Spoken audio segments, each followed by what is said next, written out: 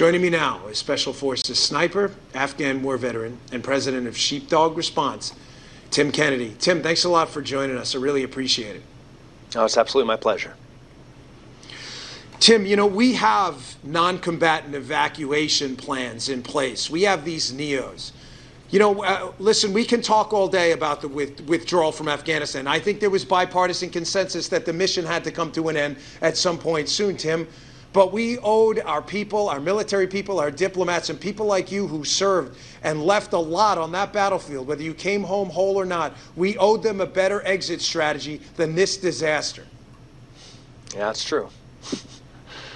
Yeah, this is rough. You know, through NEO, we have different categories from hostage rescue to personal recovery and obviously the non-combatant evacuation operations. And there are rehearsals and plans and strategies that go in place with all of those. And I'm truly dumbfounded why none of them were used in this. You know, we have the best and brightest on the planet. You know, you said that we have the most powerful military that's ever been part of the species. That's us. That's the American military. My brothers and sisters have capability that, thank God, most people have never even seen in their worst nightmare.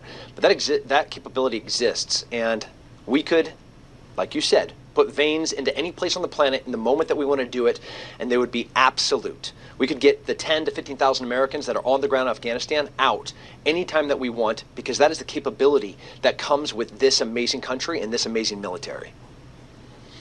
You know, Tim, as someone who's looked our enemies in the face, you know what they're about. These terrorists, they have a bloodlust. They don't change. Their currency is death and pain and destruction. But I want you to listen to this for a minute. Joe Biden, this is him on Good Morning America, suggesting somehow that the Taliban is going through an existential crisis. Take a listen. Do you believe the Taliban have changed?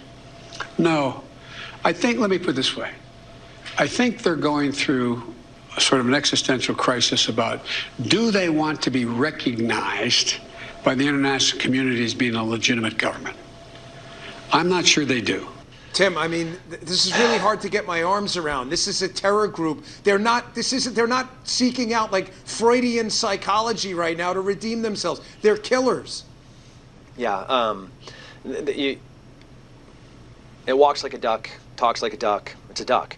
And I've fought them personally. I've seen them throw acid on little girls trying to walk to school.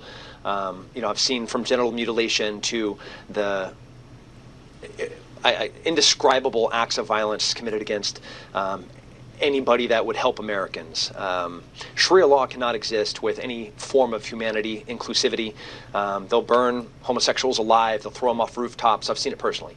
And there is no part of them that will change. Sharia law is the way that it is. And that can't exist with the Constitution, and that can't exist with the people that are hoping for peace in a region like that. I think it would be naive, as naive as assuming that us withdrawing the troops from Afghanistan would result in anything else than what happened.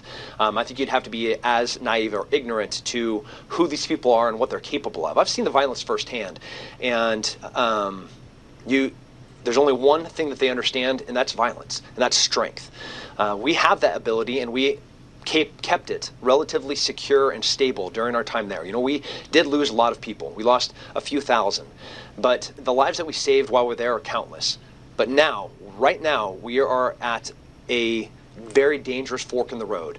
We have 10 to 15,000 Americans on the ground. We have 50 to 75,000 Afghan partners that have served and protected us from translators to informants to the families of those people, diplomats, Department of State officials, and we have so many brave Americans on the ground right now trying to do their best to protect these people. We could have more loss of life in the next 2 weeks than we have in the last 20 years.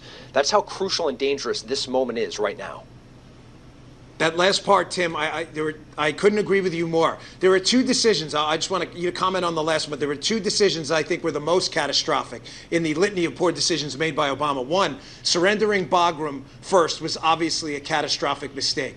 We controlled it. It was about a 20-minute helo flight out. We could have gotten our people out. But second, the decision to not go get our people, wrap themselves in our flag and did America's business in our embassy, to leave them out there while the Germans, while the French and the UK are getting them, is a stain on this country. You know, having served, our people, our military boots on the ground would get them in a minute if we told them to go do it. Yeah. the never leaving someone behind. That's not a motto to us, and that's not just our brothers and sisters that wear the uniform, that wear the flag on the shoulder. That's any American.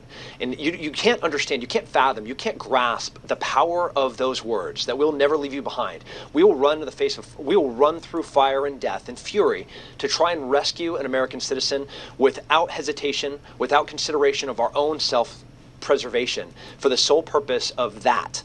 We will do anything for the American people. We will do anything for the American citizens. And we have a capability that's unfathomable to most people. And there is no doubt in my mind that with one decision, every American in Afghanistan can be recovered and could be recovered. But that decision has to be acute, and it has to be powerful, and it has to be made at the highest level. Tim, thanks a lot. Listen, I deeply appreciate your service. And again, I know you know this, but none of this was in vain. You guys are real heroes. Thanks for joining us. Yeah, I know that, and so does everybody else. You know, veterans are having a rough moment. You know, I was able to talk to my uncle that served in Vietnam, but we know it matters. You know, a doctor fighting cancer for 20 years, the man might die, but what he did for that time was still protecting and preserving that human life, and that's what matters. Thanks again, Tim.